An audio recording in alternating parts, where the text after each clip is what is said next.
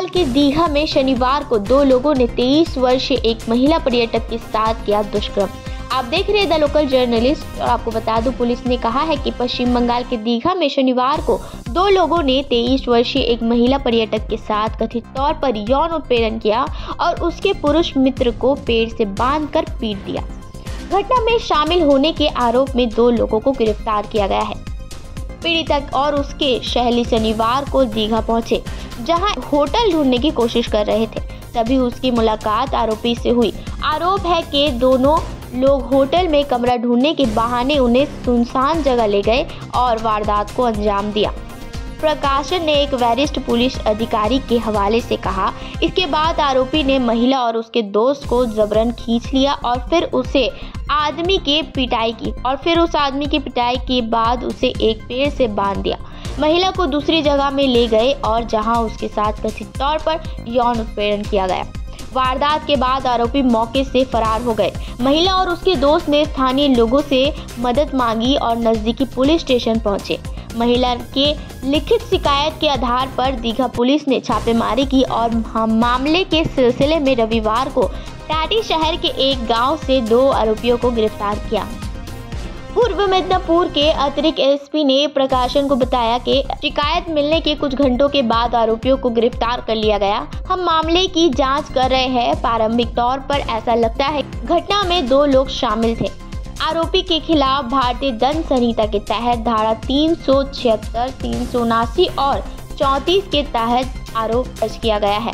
आरोपी को स्थानीय अदालत में पेश किया गया और 14 दिन की पुलिस हिरासत में ले लिया गया है। लेकिन आपको बता दूं कि इस अपराध ने विपक्षी भारतीय जनता पार्टी के ओर से टीएमसी शासित राज्य सरकार के तीखी आलोचना की, जिसने घोषणा की कि उसके सभी महिला विधायक कोलकाता में घटना के खिलाफ विरोध प्रदर्शन करेंगे। এটা আবেদন করব যে ওদের জন্য কঠোর শাস্তি হয়।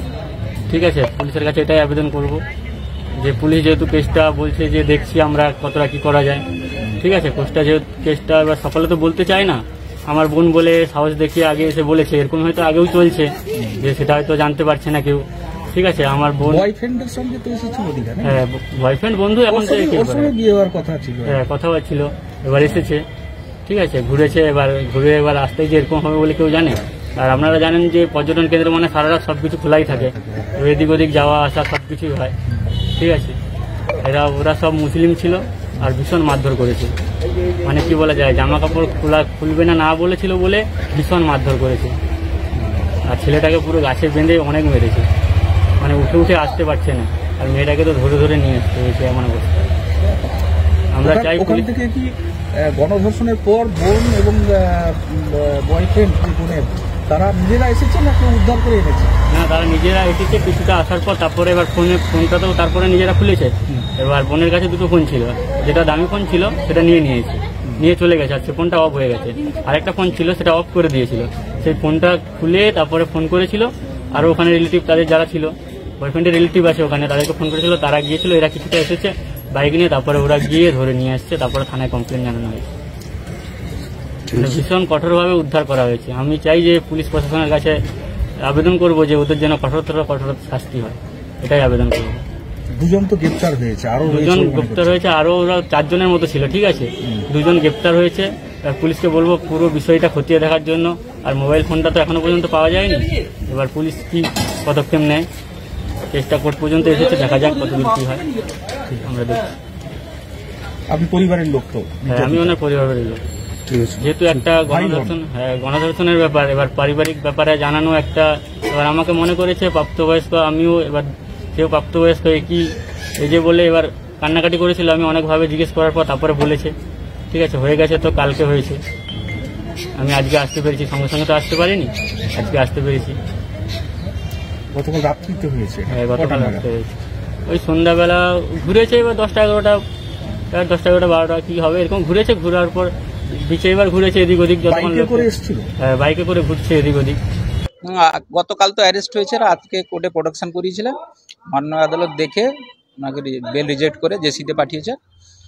ধারা আছে 376, 379 এবং 34। 2 জন আসামি অ্যারেস্ট হয়েছে। আর ভিকটিম লেডির আজকে 164 রেকর্ড হয়েছে জেসি থেকে। এই ঘটনায় কি আরো কেউ যুক্ত রয়েছে? সেটা তদন্তের বিষয়। তদন্তকারী অফিসার প্রয়োজন বুঝতে পারবে। কতদিনের জেসি হয়েছে? 14 দিনের জেসি হয়েছে। আচ্ছা, দুজনকে গ্রেপ্তার করেছে, একজন ধর্ষক আরেকজন সেরকম কিছু জেনেছে? যেহেতু 34 আছে সেহেতু তাকে অ্যাসিস্ট করতে পারে সহযোগী হিসাবে। দুজন শুধু 376 আছে, এখানে গণধর্ষণের ব্যাপারটা নেই। যে নিজে নোংরামি করছে, যেটা কঠোর শাস্তি হয় আমরা চাই। এইটা ওরা যেন উপযুক্ত সাজা পায়। পর্যটকের নিরাপত্তা নিয়ে কি? নিরাপত্তা মানে এই যে লোকাল ছেলেরা মদ খেয়ে করছে, ওরা পুলিশকে আরো কঠোর হাতে দমন করতে হবে এদের। এর আগে তো কখনো হয়নি। না, হয়নি। প্রথম হলো যে এর আগে ওখানকার ল অ্যান্ড অর্ডার ব্যবস্থা খুবই ভালো, কিন্তু কোনো সুযোগে এরা দুষ্কৃতকারীরা করেছে। পুলিশকে আরও কঠোর হতে হবে, আরও ইয়ে করতে হবে, ভিজিটিং করতে হবে এবং সারপ্রাইজ ভিজিট করতে হবে সবসময়, কারণ যেন এরা নিরাপত্তা পায়।